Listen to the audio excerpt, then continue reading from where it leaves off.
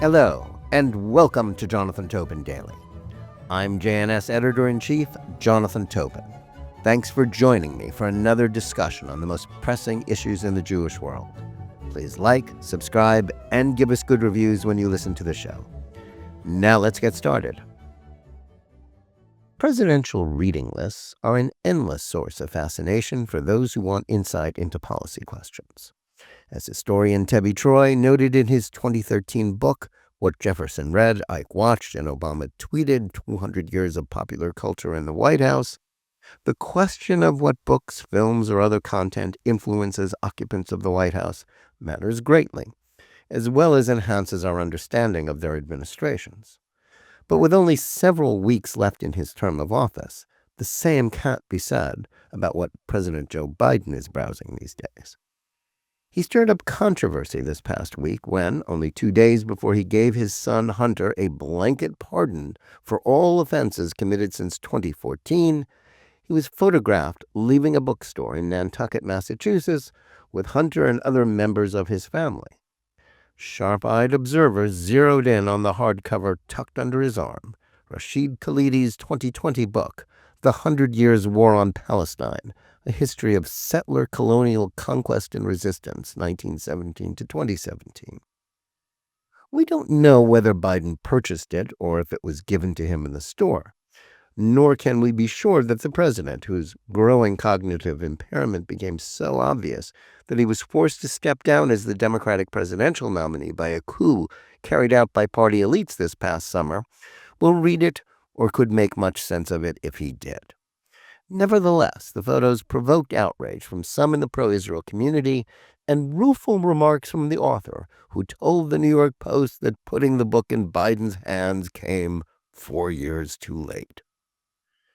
While the titles of the books on the bedstand of this lamest of lame duck presidents are no longer relevant, the same can't be said about Khalidi or his books, which, likely thanks to Biden, is currently number 1 on Amazon's category of books on Israel and Palestine history. Khalidi has retired and now holds emeritus status as the Edward Said Professor of Modern Arab Studies at Columbia University. He has also stepped down from his position as editor of the Journal of Palestine Studies. But during the course of his career, he helped to build the movement that created the current intellectual climate on American college campuses, where Israel and Jews have been demonized, and the Hamas-led atrocities committed in southern Israel on October 7, 2023, have been rationalized and even justified. Despite this, he is something of a celebrity among left-wing Jews. A lengthy, fawning interview with him was coincidentally published in Haaretz the weekend that Biden bought his book, and a subsequent column in the foreword by Rob Eshman lauded Khalidi for his bravery and sophisticated thinking. A better insight into Khalidi's significance and character can be found in an article in commentary by Jonathan Schanzer of the Foundation for Defense of Democracies. He wrote about his interview with Khalidi in 2001 when he was seeking to continue his studies by getting a doctorate at the University of Chicago, where he had been accepted by the Middle East Studies Department. Khalidi turned down Schanzer's bid to do comparative research on the ideologies of violent Islamist movements in the Middle East. His response to that highly relevant line of inquiry was to say that it sounds like something Zionist think tanks study. He suggested that a better avenue for Schanzer was to study Palestinian poetry. Several months later, after the 9/11 terrorist attacks, he called Khalidi and renewed his request, which had become even more timely. The professor again shut him down, saying that the study of Islamist terror should only be conducted by Muslims. Schanzer soon realized that the entire field of Middle Eastern studies had been captured by anti-Zionists, and the chances of him advancing in it were negligible. He went on to become a leading analyst about the subject, but did so outside of academia. As Schanzer noted, the belief that Westerners cannot possibly understand the Arab and Muslim world reflected the distorted thinking of Edward Said, the Columbia professor whose intellectually dishonest 1978 book, Orientalism, has become widely influential throughout academia and Western culture. Khalidi, though born in New York City, advised the Palestinian Liberation Organization in international negotiations in the 1990s. But he has spent most of his career teaching at elite American universities, using these prestigious perches to advance the cause of discrediting any perspective about the war on Israel that doesn't reflect the Palestinian narrative, which depicts the Jews as colonial interlopers in their ancestral home who had no right to be there. Khalidi is more sophisticated than most anti-Zionist ideologues, such as Ta-Nehisi Coates, whose recent book about the conflict was An Ignorant Screed, analogizing Israel to the Jim Crow South, and who fantasizes about having the courage to have joined in the atrocities on October 7th. Khalidi was not a cheerleader for the barbaric acts committed by Hamas members and other Palestinians on October 7th.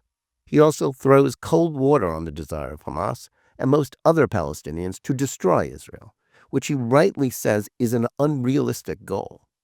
And he understands, as most of those chanting from the river to the sea on North American campuses, or those Palestinians supporting Hamas, do not, that the Jews are, unlike the French in Algeria, for example, going nowhere.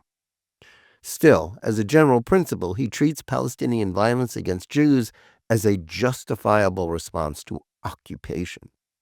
In his books, like the one Biden clutched, he paints a distorted picture of the last century of conflict, which rationalizes the numerous instances of Palestinians rejecting compromise and even offers of independent statehood alongside a Jewish state as an appropriate response to the indignity of having to share the country with Jews intent on reclaiming sovereignty in their ancient homeland. He still brands Israel as a settler-colonial state that has no legitimacy, albeit a slightly different case than others. He dismisses every concession by Israel and the Jews to advance a compromise in the long conflict as meaningless, and he insists that any theoretical two-state solution must involve no safeguards against Palestinian terrorism, which even he must see is unreasonable after the wave of suicide bombings during the Second Intifada from 2000 to 2005 literally blew up any Israeli support for the peace process. The notion that the Palestinians were interested in peace on any terms was further obliterated by the slaughter on October 7th.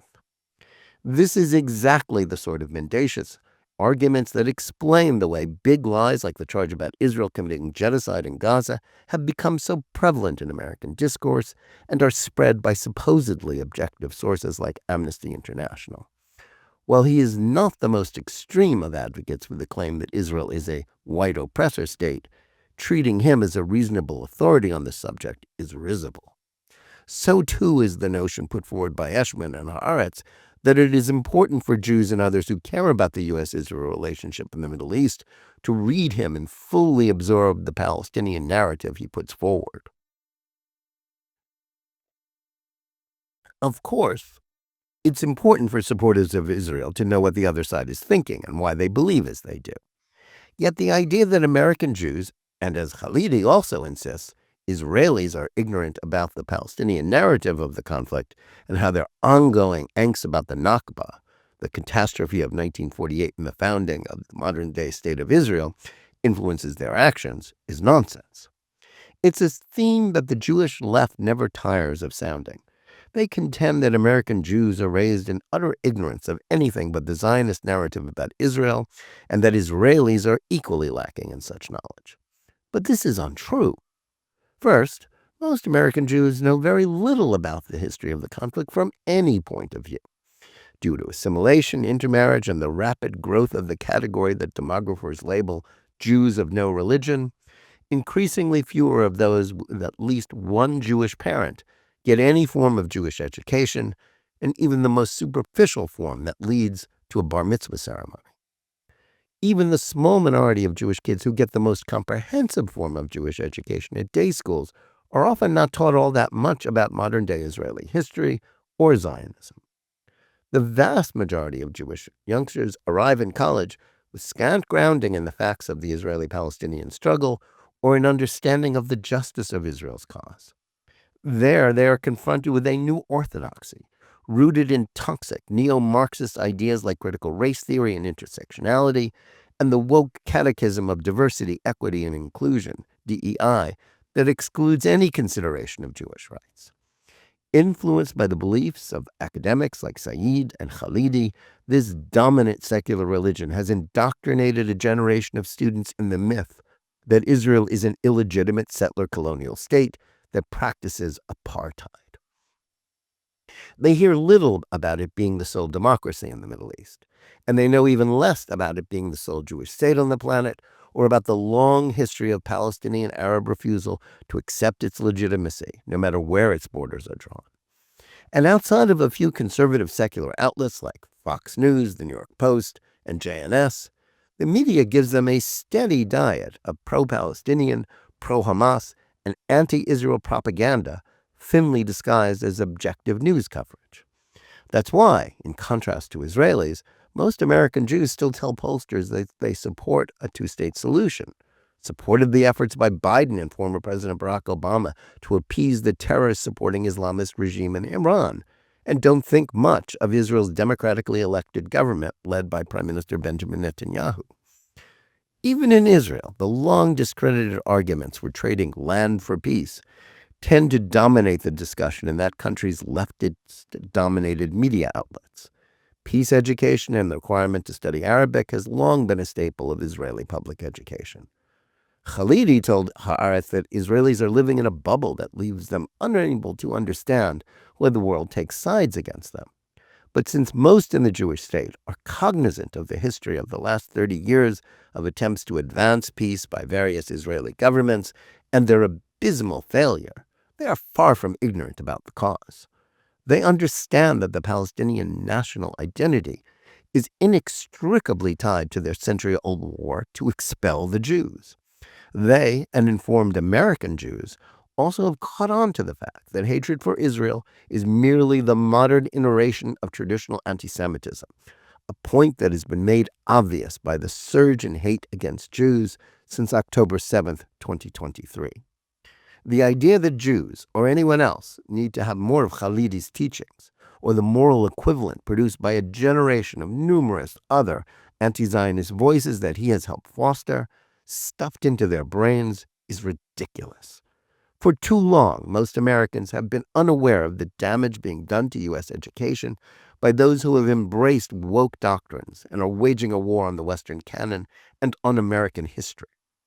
Though some of us have been sounding the alarm about this for years, it was only after the terrorist assault on October 7th and the surge in American anti-Semitism fueled by these false doctrines, which included a blind belief in the distorted Palestinian narrative about Israel's illegitimacy, that most Jews and their leading organizations have begun to take the threat seriously. Needed now are not further efforts to spread Khalidi's ideas, but a comprehensive campaign to refute them. Liberal American Jews fear the impact of this rising tide of left-wing anti-Semitism. Nevertheless, they cling loyally to a Democratic Party that tolerates and helps mainstream the beliefs of its intersectional activist base that hates Israel. Though hard for them to accept, the only way to roll back the wave of post-October 7th Jew hatred is to support the efforts of the incoming Trump administration to do away with DEI and to punish those educational institutions that tolerate this scourge by defunding and stripping them of their accreditation.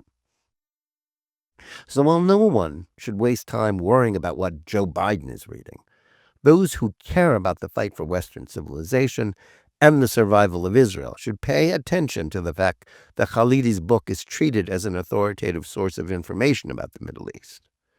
The time for treating the Orientalism and Nakba narratives as anything other than fraudulent attempts to distort the truth is long past. Thanks for listening.